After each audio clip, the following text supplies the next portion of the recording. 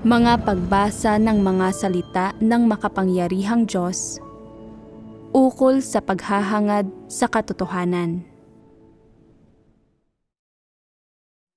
Paano sikaping matamo ang katotohanan? 16. Ngayon lang, nagbahaginan tayo tungkol sa kung paanong madalas na ipinaparamdam ng pamilya sa isang tao na maguluhan at mabalisa. Gusto niyang ganap na bumitiw, ngunit nakakaramdam siya ng paninisi sa kanyang konsensya at wala siyang lakas ng loob na gawin ito. Kung hindi siya bibitiw, bagkus ay buong pusong mamumuhunan sa kanyang pamilya at makikipagkaisa rito, madalas niyang mararamdaman na hindi niya alam kung ano ang gagawin dahil ang ilan sa kanyang mga pananaw ay salungat sa kanyang pamilya. Kaya, nararamdaman ng mga tao na talagang mahirap na pakitunguhan ang kanyang pamilya. Hindi niya makamit ang ganap na pagkakasundo sa mga ito, pero hindi rin niya tuluyang maputol ang ugnayan sa mga ito. Ngayon, magbahaginan tayo kung paano dapat pangasiwaan ng isang tao ang kanyang relasyon sa kanyang pamilya. Ang paksang ito ay naglalaman ng ilang pasanin na nagmumula sa kanyang pamilya na siyang ikatlong paksa sa nilalaman ng pagbitiw sa pamilya. Pagbitiw sa mga pasanin na nagmumula sa pamilya ng isang tao. Isa itong mahalagang paksa. Ano ang ilan sa mga bagay na nauunawaan ninyo kaugnay sa mga pasaning nagmumula sa pamilya? Nauukol ba ang mga ito sa mga responsibilidad, obligasyon, pagiging mabuting anak, at iba pa? Ang mga pasaning nagmumula sa pamilya ay naglalaman ng mga responsibilidad, obligasyon, at pagiging mabuting anak na dapat tuparin ng isang tao para sa kanyang pamilya. Sa isang banda, ito ay ang mga responsibilidad at obligasyon na dapat tuparin ng isang tao, ngunit sa kabilang banda, sa tiyak na mga partikular na sitwasyon at sa mga partikular na individual, nagiging mga kaguluhan sa buhay ng isang tao ang mga ito, at ang mga kaguluhang ito ang tinatawag nating mga pasanin. Pagdating sa mga pasanin mula sa pamilya, maaari nating talakayin ito mula sa dalawang aspekto. Ang isang aspekto ay ang mga ekspektasyon ng magulang. Ang bawat magulang o nakatatanda ay may iba't ibang ekspektasyon, malalaki at maliliit, para sa kanilang mga anak. Umaasa sila na ang kanilang mga anak ay mag-aaral ng mabuti, magpapakabait, magiging mahusay sa eskwela, at magkakaroon ng pinakamataas na marka at hindi magpapakatamad. Nais nilang respetuhin ang kanilang mga anak ng mga guro at kaklase at maging regular na lampas sa 80 ang grado ng kanilang mga anak. Kung makakakuha ng 60 na marka ang kanilang anak, mapapalo ito, at kung makakakuha ito ng mas mababa pa sa 60, dapat itong humarap sa pader at pag-isipan ang mga mali nito o pinapanatili itong nakatayo bilang isang parusa. Hindi ito tutulutang kumain, matulog, manood ng TV o maglaro ng computer, at ang ipinangakong magagandang damit at laruan noon ay hindi nabibilhin para sa anak. May iba't ibang ekspektasyon ang bawat magulang para sa kanilang mga anak at malalaki ang kanilang mga inaasam para sa mga ito. Umaasa sila na magiging matagumpay sa buhay ang kanilang mga anak, mabilis na susulong sa kanilang propesyon, at magdadala ng karangalan at kaluwalhatian sa kanilang mga ninuno at pamilya. Walang mga magulang ang nagnanais na ang kanilang mga anak ay maging pulubi, magsasaka, o magnanakaw at tulisan pa nga. Ayaw rin ng mga magulang na maging pangalawang uri na mamamayan ang kanilang mga anak pagkatapos pumasok sa lipunan, na mamumulot ng basura, magtitinda sa mga bangketa, magiging isang maglalako, o namamaliitin ng iba. Maisa sa katuparan man ng mga anak ang mga ekspektasyong ito sa kanila ng kanilang mga magulang, ano't anuman, ang mga magulang ay may iba't ibang ekspektasyon sa kanilang mga anak. Ang mga ekspektasyon nila ay ang presentasyon ng kung ano ang sa tingin nila ay magaganda at mararangal na bagay o paghahangad sa kanilang mga anak. Binibigyan ang mga ito ng pag-asa, umaasa na maisakatuparan nila ang mga kahilingang ito ng magulang. Kaya, ano ang di sinasadyang idinudulot ng mga pagnanais na ito mula sa magulang para sa kanilang mga anak? Kagipitan. Naglilikha ang mga ito ng kagipitan. At ano pa? Ang mga ito ay nagiging kagipitan at nagiging mga tanikala rin. Dahil mayroong mga ekspektasyon sa kanilang mga anak ang mga magulang, didisiplinahin, gagabayan, tuturuan nila ang kanilang mga anak ayon sa mga ekspektasyong iyon. Mamumuhunan pa nga sila sa kanilang mga anak para maisakatuparan ang kanilang mga ekspektasyon o magbabayad ng anumang halaga para sa mga ito.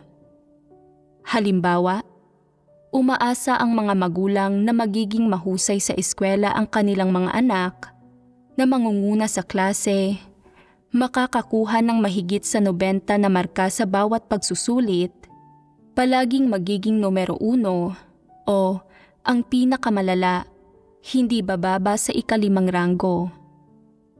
Pagkatapos ipahayag ang mga ekspektasyong ito, hindi ba't gumagawa rin ng mga partikular na sakripisyo ang mga magulang kasabay niyon para tulungan ang kanilang mga anak na maabot ang mga layong ito? Upang makamit ng kanilang mga anak ang mga layong ito, gigising ng maaga ang mga anak para mag-review ng mga aralin at isaulo ang mga teksto, at gigising din ng maaga ang kanilang mga magulang para samahan sila. Sa mga mainit na araw, tutulong sila sa pagpapaypay ng kanilang mga anak, pagtitimplahan ang mga ito ng malalamig na inumin, o bibilhan ng sorbetes na makakain. Ang una nilang ginagawa sa umaga ay gigising para maghanda ng taho, mga pritong tinapay at mga itlog para sa kanilang mga anak. Lalo na sa panahon ng mga pagsusulit, pinapakain ng mga magulang ang kanilang mga anak ng pritong tinapay at 2 itlog. Umaasa na makakatulong ito sa kanilang mga anak na makakuha ng 100 na marka. Kung sasabihin mong, hindi ko kayang kainin lahat ng ito, sapat na ang 1 itlog lang. Sasabihin nila, hangal na bata, 10 puntos lamang ang makukuha mo kung 1 itlog ang kakainin mo. Kumain ka pa ng 1 para kay nanay. Gawin mo ang lahat ng iyong makakaya. Kung magawa mong kainin ito, makakakuha ka ng 100 puntos. Sasabihin ng anak, kagigising ko lang, hindi pa ako pwedeng kumain. Hindi, kailangan mong kumain. Magpakabait ka at makinig ka sa nanay mo. Ginagawa ito ni nanay para sa sarili mong ikabubuti, kaya sige na at kainin mo na ito para sa nanay mo. Magninilay-nilay ang anak. Sobrang nagmamalasakit si nanay. Lahat ng ginagawa niya ay para sa aking ikabubuti, kaya kakainin ko ito. Ang kinakain ay 1 itlog, ngunit ano ba talaga ang nilulunok? Ito ay kagipitan.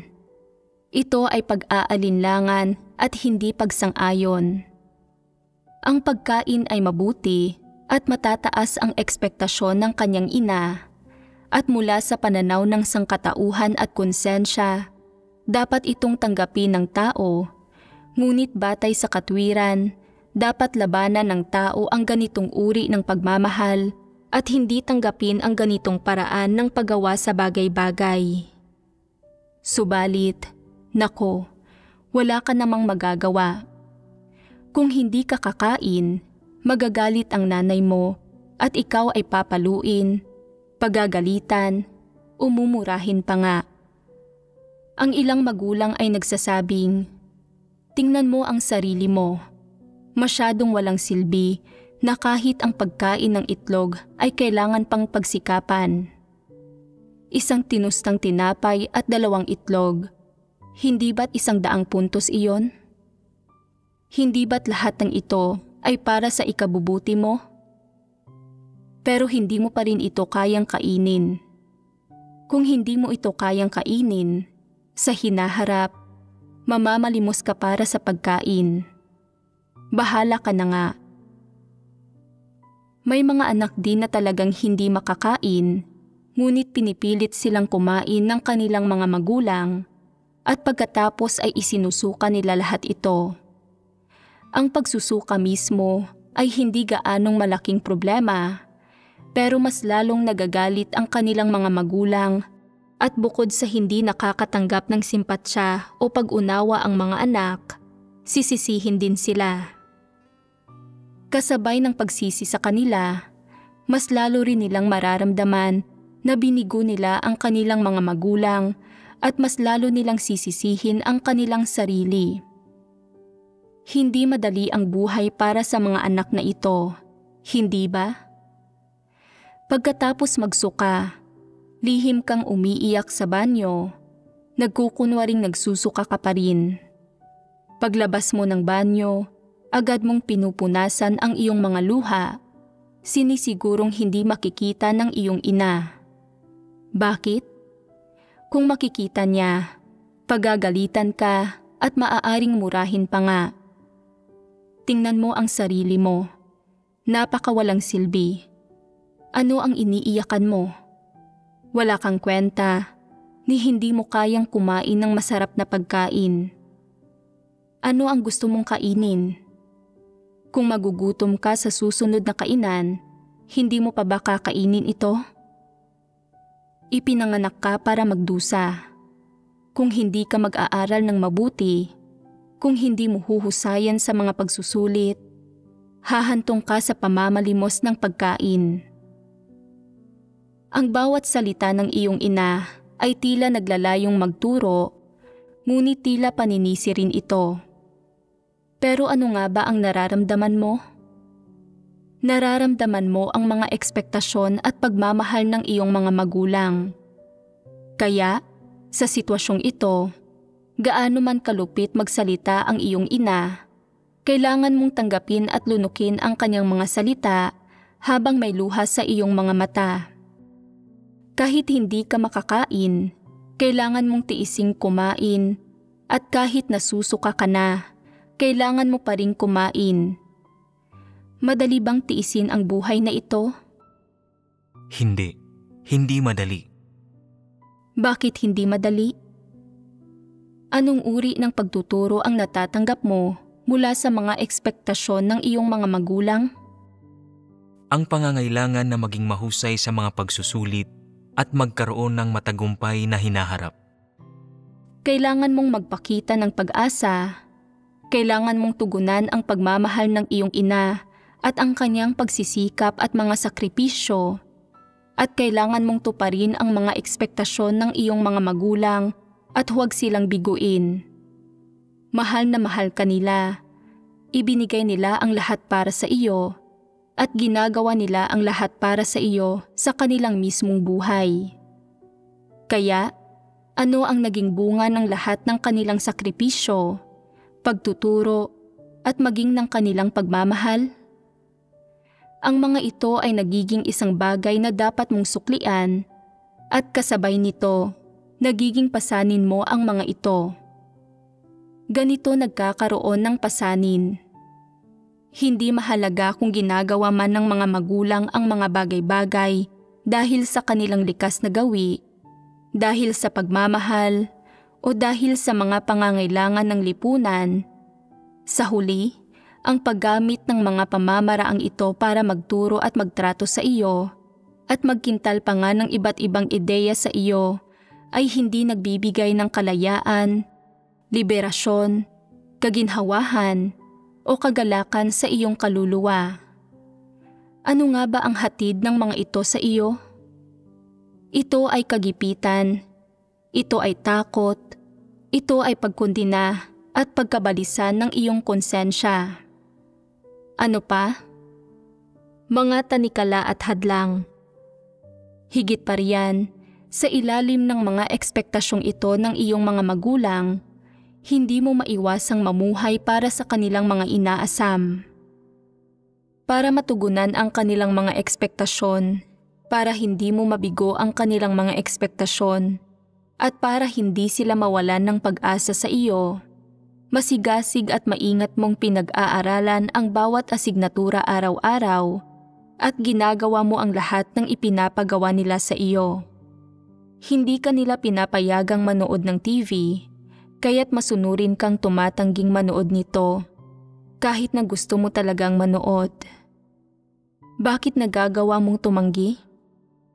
Dahil sa takot na mabigo ang aking mga magulang. Natatakot ka na kung hindi ka makikinig sa iyong mga magulang, talagang babagsak ang iyong marka sa eskwela at hindi ka makakapasok sa isang prestihiyosong unibersidad. Hindi ka nakatitiyak sa sarili mong kinabukasan. Para bang kung walang pagkontrol, paninisi, at pagpipigil mula sa iyong mga magulang, hindi mo malalaman kung ano ang naghihintay sa unahan ng iyong landas. Hindi ka nangangahas na kumawala mula sa kanilang mga paghihigpit at hindi ka nangangahas na kumawala mula sa kanilang mga tanikala. Maaari mo lang silang hayaang magtakda ng iba't ibang patakaran para sa iyo, hayaan silang manipulahin ka at hindi ka nangangahas na suwayin sila. Sa isang punto, wala kang katiyakan sa iyong kinabukasan. Sa isa pang punto, dahil sa konsensya at pagkatao, ayaw mong suwayin at saktan sila. Bilang kanilang anak, pakiramdam mo ay dapat kang makinig sa kanila dahil ang lahat ng ginagawa nila ay para sa iyong kabutihan, para sa iyong kinabukasan, at para sa iyong mga inaasam. Kaya, kapag nagtakda sila ng iba't ibang uri ng mga patakaran para sa iyo, tahimik mo na lamang na sinusunod ang mga ito. Kahit na 100 beses na ayaw mo sa puso mo, hindi mo pa rin maiwasang sundin ang kanilang mga utos. Hindi ka nila pinahihintulutang manood ng TV o magbasa ng mga librong panlibangan, kaya hindi ka na lang nanunood o nagbabasa ng mga ito. Hindi ka nila pinapayagang makipagkaibigan sa kaklaseng ito o iyan, kaya't hindi ka nakikipagkaibigan sa kanila. Sinasabi nila sa iyo kung anong oras ka dapat gumising, kaya't gumigising ka sa oras na iyon. Sinasabi nila sa iyo kung anong oras ka dapat magpahinga, kaya't nagpapahinga ka sa oras na iyon. Sinasabi nila sa iyo kung gaano katagal ka dapat mag-aral, kaya't nag-aaral ka ng ganoon katagal. Sinasabi nila sa iyo kung ilang libro ang dapat mong basahin, kung ilang extracurricular na kasanayan ang dapat mong matutuhan, at hanggat binibigyan ka nila ng pinansyal na panustos para mag-aral ka, hinahayaan mo silang diktahan at kontrolin ka. Sa partikular, may ilang magulang na may mga espesyal na ekspektasyon sa kanilang mga anak. Umaasa na malalampasan sila ng kanilang mga anak at higit pang umaasa na matutupad ng kanilang mga anak ang isang pangarap na hindi nila natapos. Halimbawa, maaaring may ilang magulang na nagnais na maging mananayaw sila mismo, ngunit dahil sa iba't ibang kadahilanan, tulad ng panahong kinalakhan nila o mga sitwasyong pampamilya, hindi nila nagawang isakatuparan ang pangarap na iyon sa bandang huli. Kaya, ipinapasa nila ang pangarap na iyon sa iyo. Bukod pa sa hinihingi nila sa iyo na maging isa ka sa mga pinakamahusay sa iyong eskwela at makapasok ka sa isang prestihiyosong unibersidad, ini-enroll ka rin nila sa mga klase ng pagsasayaw. Pinapaaral ka nila ng iba't ibang estilo ng sayaw sa labas ng paaralan, higit na pinapaaral sa klase ng pagsasayaw, higit na pinapasanay sa bahay, at hinihikayat kang maging ang pinakamahusay sa iyong klase. Sa huli, hindi lamang nila hinihingi na makapasok ka sa isang prestihiyosong unibersidad, kundi hinihingi rin nila na maging isa kang mananayaw. Ang mga pagpipilian mo ay ang maging isang mananayaw o pumasok sa isang prestihiyosong unibersidad at pagkatapos ay pumunta sa graduate school at kumuha ng PhD.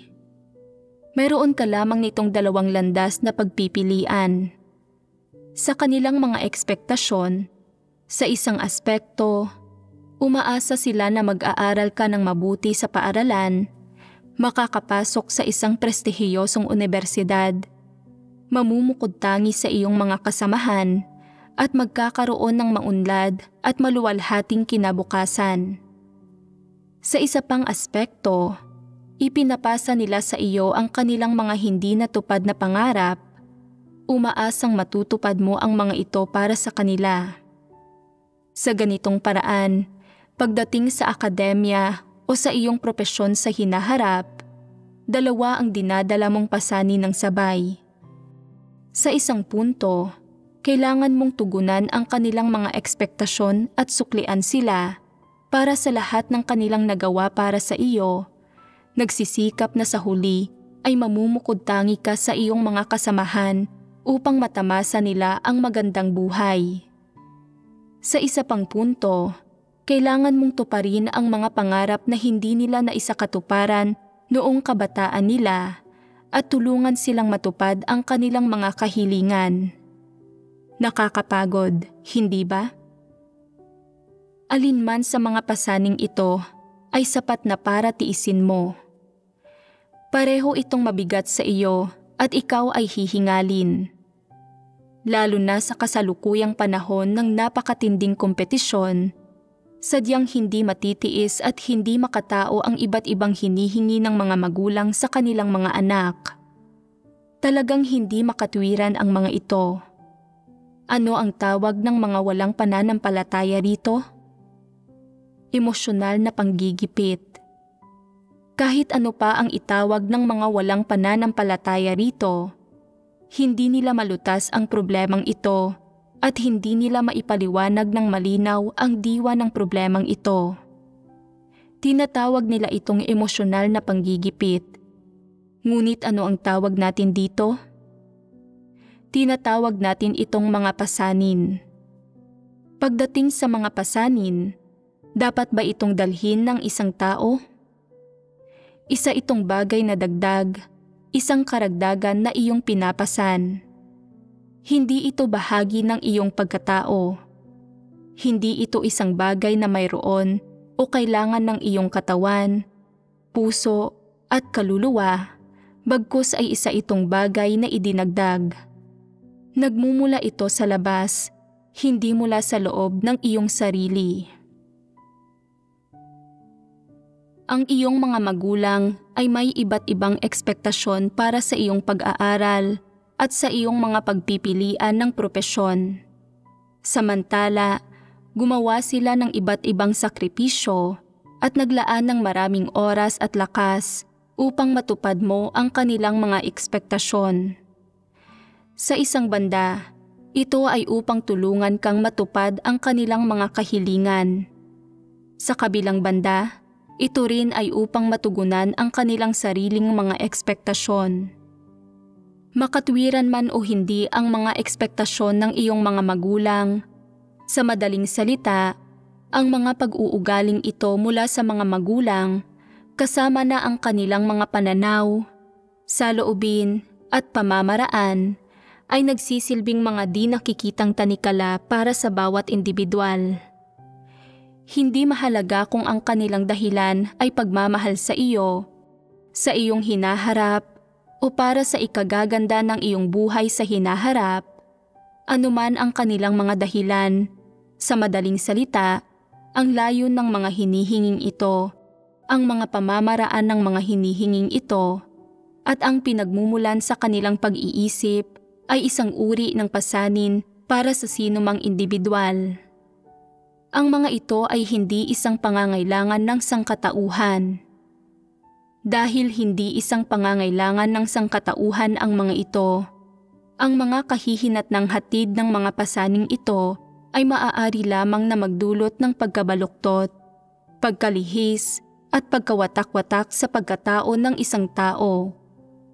Inuusig, pinipinsala at sinusupil ng mga ito ang pagkatao ng isang tao. Ang mga kahihinatnang ito ay hindi ka nais-nais, kundi masamang-masama at nakakaapekto pa nga sa buhay ng isang tao. Sa kanilang papel bilang mga magulang, hinihingi nila sa iyo na gawin ang iba't ibang bagay na sumasalungat sa mga pangangailangan ng sangkatauhan o ang ilang bagay na sumasalungat o lumalampas sa mga likas na gawi ng sangkatauhan.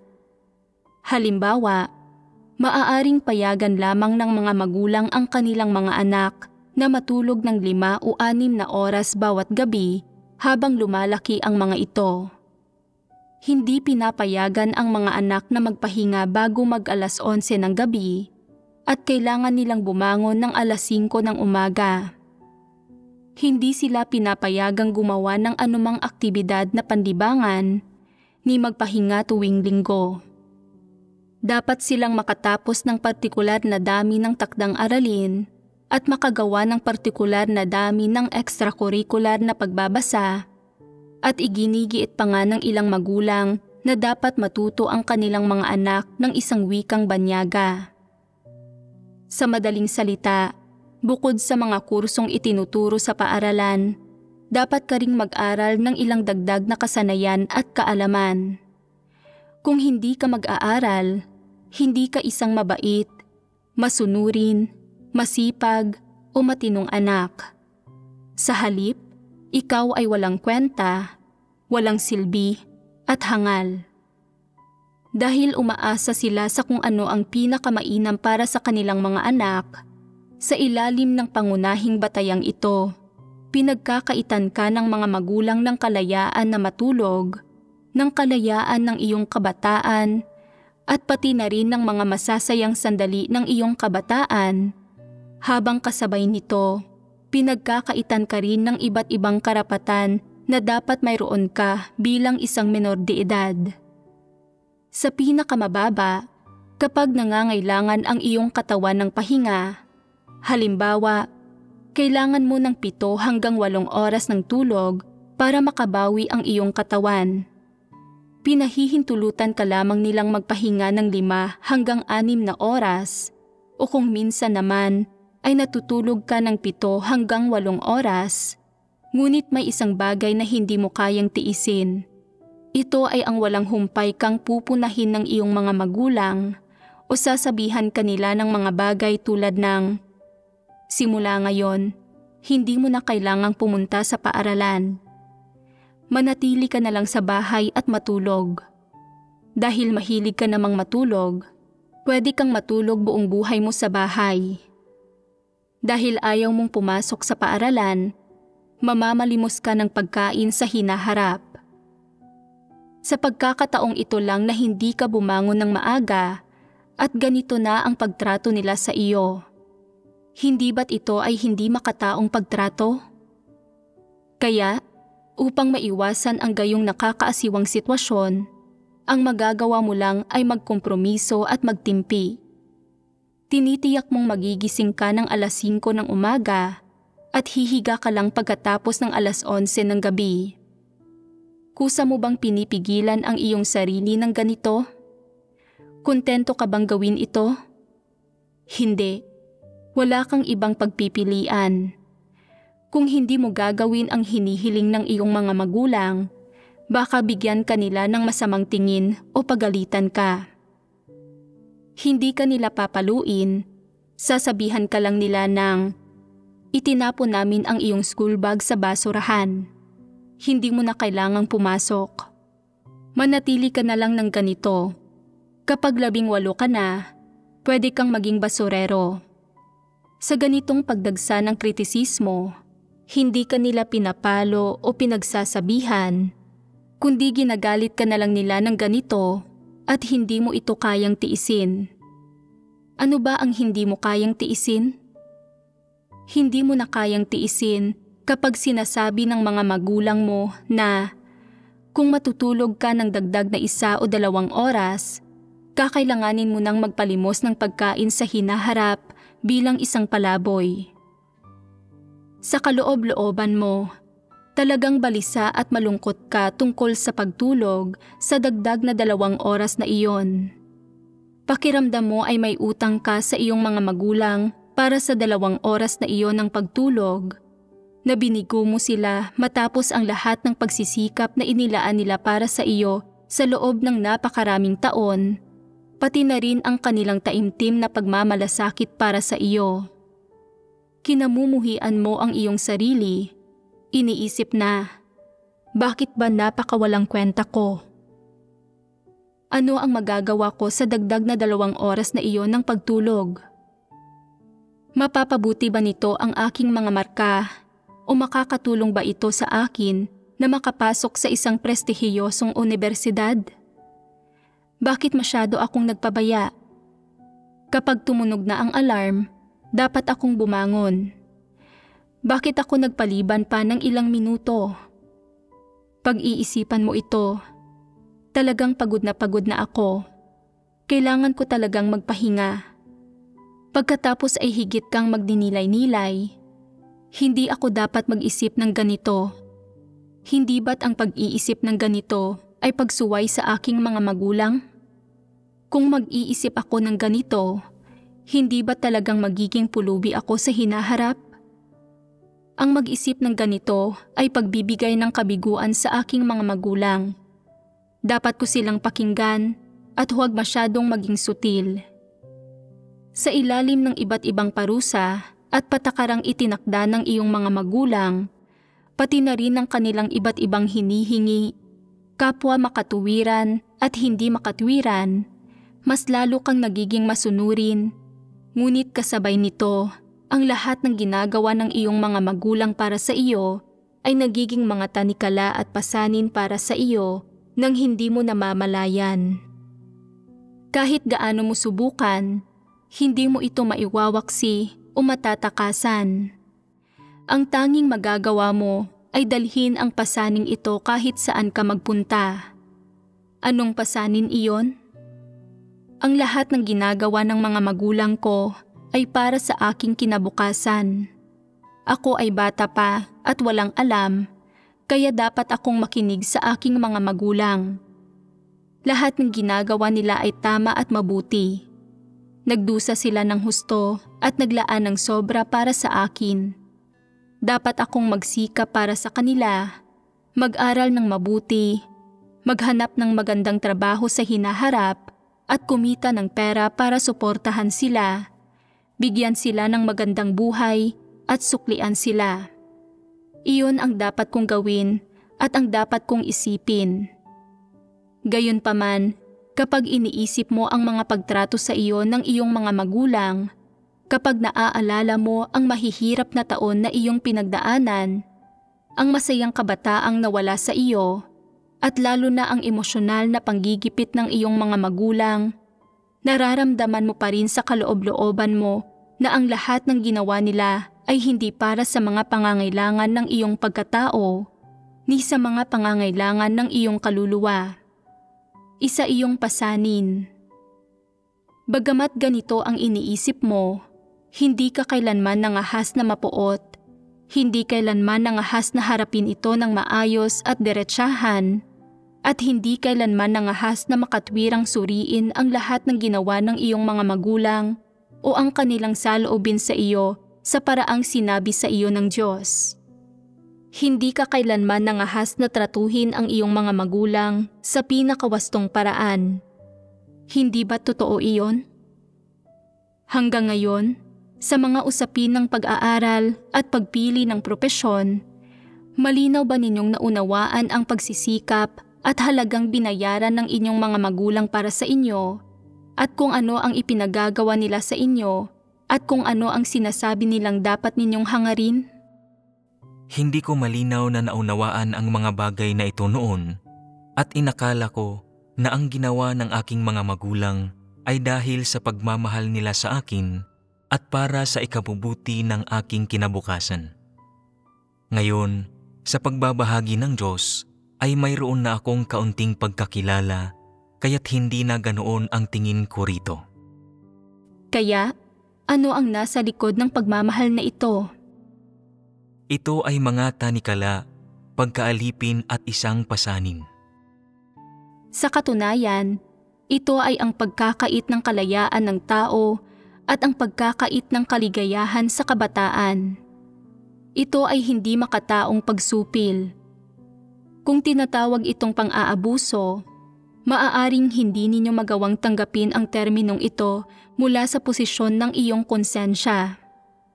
Kaya't maaari lamang itong ilarawan bilang ang pagkakait ng kalayaan ng tao at kaligayahan sa pagkabata, gayon din bilang isang uri ng pagsupil sa mga menor de edad. Kung sasabihin natin na ito ay pang-aapi, hindi iyon magiging angkop. Sadyang bata ka pa lang at mangmang at sila ang may huling salita sa lahat ng bagay. Mayroon silang ganap na kontrol sa mundo mo at hindi sinasadyang nagiging tau-tauhan ka nila. Sinasabi nila sa iyo kung ano ang gagawin, kaya ginagawa mo ito. Kung nais nilang mag-aral ka ng pagsasayaw, kailangan mong pag-aralan ito. Kung sasabihin mong, ayaw kong mag-aral ng pagsasayaw, hindi ako nasisiyahan dito, hindi ko masabayan ang ritmo, at hindi ako magaling bumalanse. Sasabihin nila na, sayang naman, kailangan mo itong pag-aralan dahil gusto ko ito. Kailangan mo itong gawin para sa akin. Kailangan mong mag-aral kahit naluluha ka na. Minsan ay sasabihin pa nga ng iyong ina na mag-aral ka ng pagsasayaw para kay nanay. Pakinggan mo ang sinasabi ng nanay mo. Bata ka pa ngayon at hindi mo naiintindihan, pero paglaki mo, maiintindihan mo rin ito. Ginagawa ko ito para sa ikabubuti mo. Kita mo, wala akong mga mapagkukunan noong bata pa ako. Walang sino mang nagbayad sa mga aralin sa sayaw para sa akin. Hindi masaya ang kabataan ni nanay. Pero ikaw, napakaganda ng kabataan mo ngayon. Kumikita kami ng iyong tatay at nag-iipon ng pera para makapag-aral ka ng pagsasayaw. Para kang isang munting prinsesa, isang munting prinsipe. Napakaswerte mo. Ginagawa ito ni nanay at tatay dahil mahal ka namin. Paano ka sumasagot kapag naririnig mo ito? Wala kang masabi, hindi ba? Madalas na naniniwala ang mga magulang na walang anumang nauunawaan ang mga bata at na ang anumang sasabihin ng mga nasa hustong gulang ay totoo. Sa palagay nila ay hindi makakilatis ang mga bata kung ano ang tama at mali o makapagsuri kung ano ang tama para sa kanilang mga sarili. Kaya, bago pa man umabot sa hustong gulang ang kanilang mga anak, madalas na nagsasabi ang mga magulang ng mga bagay na kahit sila mismo ay walang gaanong kumpiyansa para mailigaw ang kanilang mga anak at gawing manhid ang mga batang puso ng mga ito. Pinipilit ang kanilang mga anak, ng kusang loob o hindi, na sumunod sa kanilang mga pagsasaayos ng walang anumang pagpipilian. Marami pang mga magulang, pagdating sa edukasyon, sa pagkikintal ng mga ideya, at sa ilang bagay na hinihingi nilang gawin ng kanilang mga anak, ang madalas na nagbibigay katwiran sa kanilang sarili, sinasabi ang kahit anong gusto nila. Dagdag pa rito, karaniwan na 99.9% ng mga magulang ang hindi gumagamit ng mga tama at positibong pamamaraan sa paggabay ng kanilang mga anak sa kung paano gawin at unawain ang lahat ng bagay. Sa halip, Pilit nilang ikinikintal ang sarili nilang mga kagustuhan lamang at ang mga bagay na sa tingin nila ay mabuti para sa kanilang mga anak at pinipilit ang kanilang mga anak na tanggapin ito. Siyempre, 99.9% ng mga bagay na tinatanggap ng mga anak, bukod sa hindi umaayon sa katotohanan, ay hindi rin ang mga kaisipan at pananaw na dapat taglayin ng mga tao. Kasabay nito, hindi rin tumutugma ang mga ito sa mga pangangailangan ng pagkatao ng mga bata sa ganitong edad.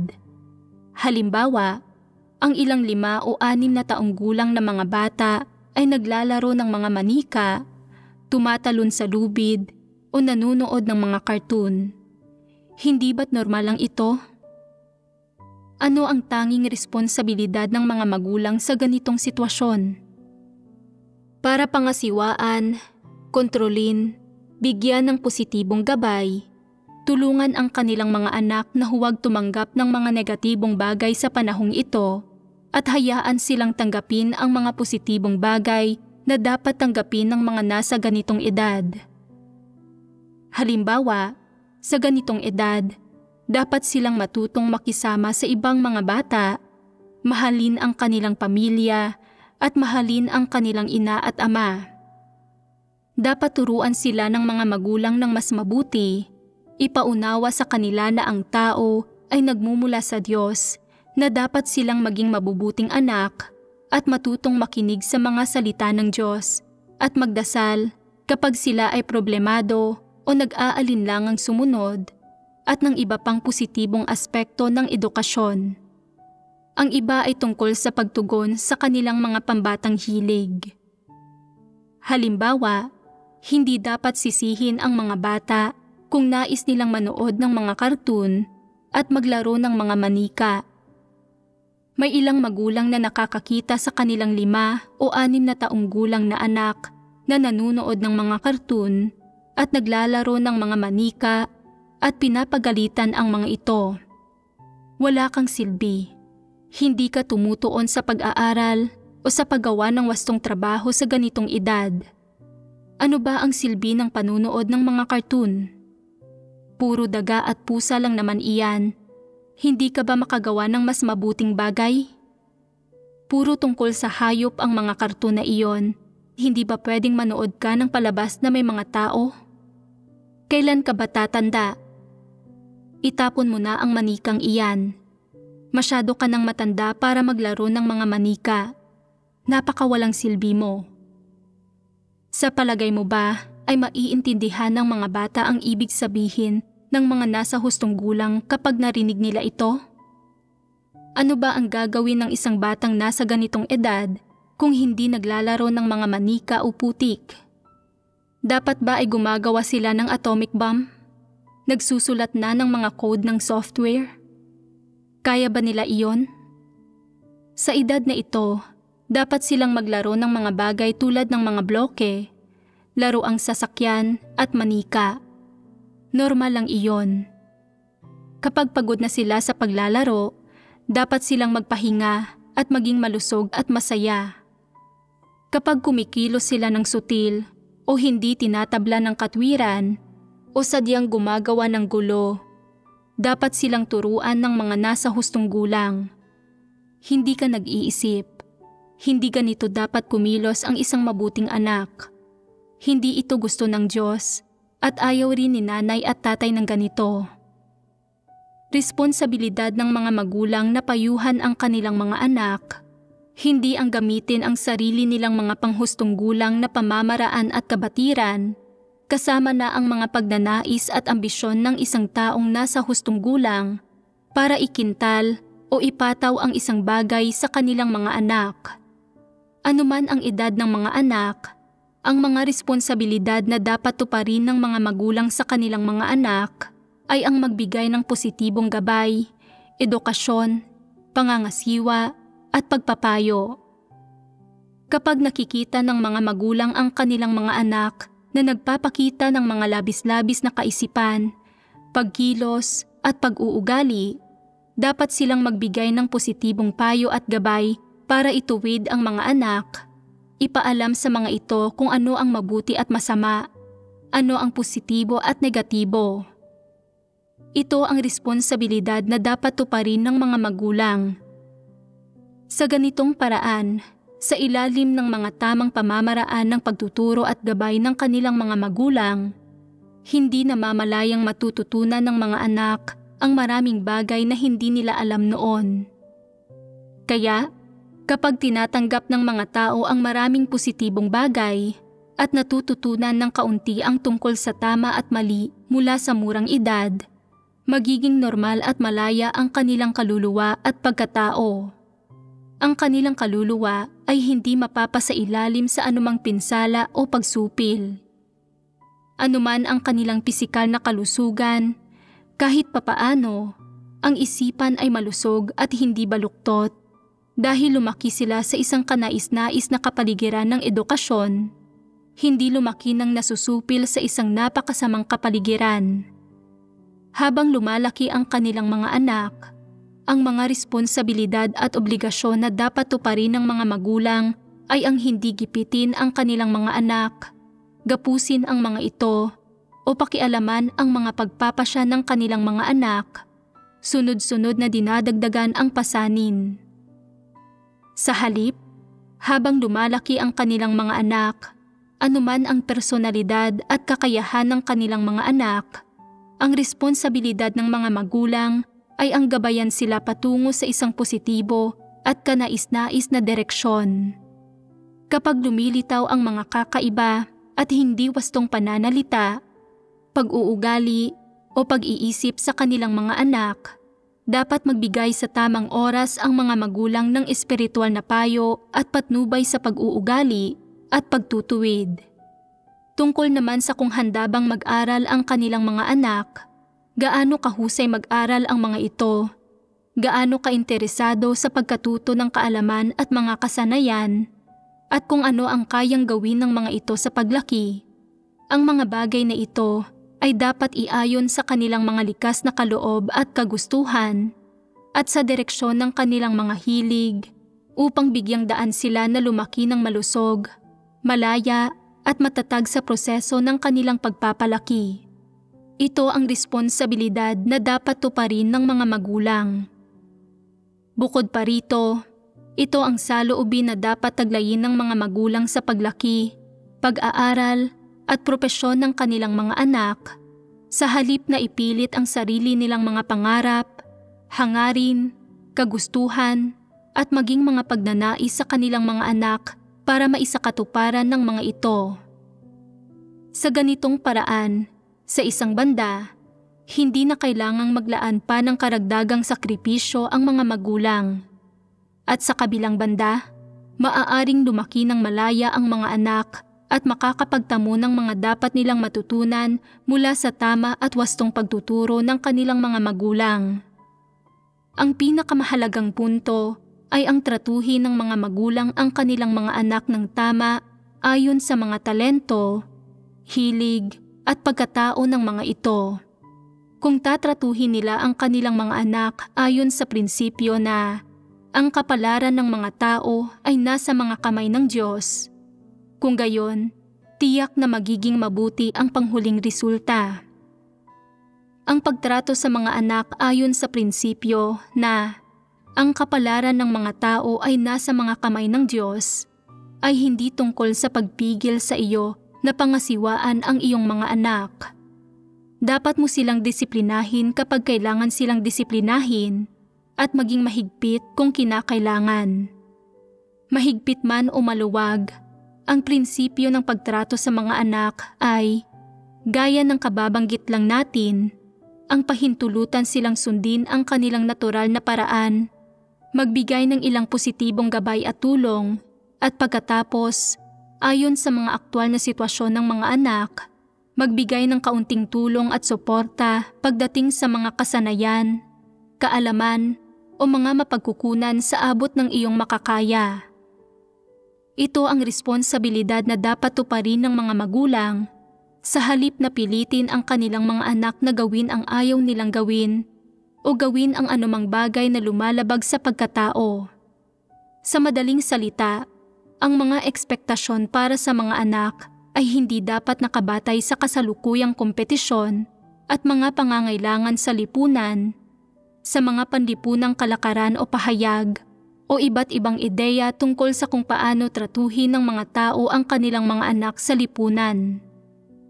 Higit sa lahat, dapat nakabatay ang mga ekspektasyong ito sa mga salita ng Diyos at sa prinsipyo na ang lahat ng bagay ay nasa mga kamay ng Diyos. Ito ang pinakanararapat na gawin ng mga tao. Tungkol sa kung magiging anong klase ng tao sa hinaharap ang mga anak ng isang tao, anong uri ng trabaho ang pipiliin nila, at kung ano ang magiging hitsura ng kanilang material na buhay, kaninong mga kamay nakasalalay ang mga bagay na ito? Ang mga ito ay nasa mga kamay ng Diyos, hindi sa mga kamay ng mga magulang o ng kahit sino paman. Kung hindi kayang kontrolin ng mga magulang ang kanilang sariling kapalaran, kaya ba nilang kontrolin ang kapalaran ng kanilang mga anak? Kung hindi kayang kontrolin ng mga tao ang kanilang sariling kapalaran, kaya ba ng kanilang mga magulang na kontrolin ito? Kaya, bilang mga magulang, hindi dapat gumawa ang mga tao ng mga kahangalan pagdating sa pangangasiwa sa pag-aaral at propesyon ng kanilang mga anak. Dapat nilang tratuhin ang kanilang mga anak sa matinong paraan, hindi gawing mga pasanin para sa kanilang mga anak ang kanilang sariling mga ekspektasyon. Hindi gawing mga pasanin para sa kanilang mga anak ang kanilang sariling mga sakripisyo, gastos at paghihirap. At hindi gawing parang purgatorio para sa kanilang mga anak ang pamilya. Isa itong katunayan na kailangang maunawaan ng mga magulang. Maaaring itatanong ng ilan sa inyo na anong uri ng relasyon dapat mayroon ang mga anak sa kanilang mga magulang? Dapat ba nilang ituring ang mga magulang nila bilang mga kaibigan, katrabaho, o panatilihin ang isang nakatatanda na kababatang relasyon? Maaari mo itong pangasiwaan ayon sa tingin mo na naaangkop. Hayaan ang mga anak na pumili kung ano ang gusto nila at gawin mo ang sa tingin mo ay pinakamabuti. Ang lahat ng ito ay maliliit na bagay lamang. Paano dapat pangasiwaan ng mga anak ang mga ekspektasyon ng kanilang mga magulang? Kung makatagpo ka ng mga magulang na emosyonal na ginigipit ang kanilang mga anak, kung makatagpo ka ng mga ganitong hindi makatwiran at demonyong magulang, ano ang gagawin mo? Hihinto ako sa pakikinig sa kanilang mga turo. Titingnan ko ang mga bagay-bagay ayon sa salita ng Diyos. Sa isang aspekto, dapat mong maintindihan na ang kanilang mga pamamaraan sa edukasyon, pagdating sa mga prinsipyo, ay mali at ang paraan ng kanilang pagtrato sa iyo ay nakasasama sa iyong pagkatao at nagkakait din sa iyo ng iyong mga karapatang pantao. Sa isa pang aspekto, dapat mong paniwalaan na ang kapalaran ng mga tao ay nasa mga kamay ng Diyos. Kung ano ang gusto mong pag-aralan, kung saan ka magaling, o kung ano ang kayang matamo ng iyong kakayahan bilang tao, ang lahat ng ito ay pauna ng itinakda ng Diyos at walang sino mang makapagpapabago nito. Bagamat ipinanganak ka ng iyong mga magulang, hindi rin nila kayang baguhin ang alinman sa mga bagay na ito. Kaya, anuman ang hinihingi ng iyong mga magulang na gawin mo, kung isa itong bagay na hindi mo kayang gawin, hindi mata mo, o na ayaw mong gawin, maaari kang tumanggi. Maaari ka ring mga tuwiran sa kanila, at pagkatapos ay bumawi rito sa iba pang aspekto para mabawasan ang kanilang pag-aalala tungkol sa iyo. Sinasabi mo, kalma lang, nasa mga kamay ng Diyos ang kapalaran ng mga tao. Talagang hindi ako tatahak sa maling landas. Tiyak na tatahakin ko ang tamang landas. Sa gabay ng Diyos, siguradong magiging isa akong tunay na tao, isang mabuting tao. Hindi ko bibiguin ang inyong mga ekspektasyon sa akin. Hindi ko rin kakalimutan ang inyong kabutihan sa pagpapalaki sa akin. Ano ang magiging reaksyon ng mga magulang matapos marinig ang mga salitang ito?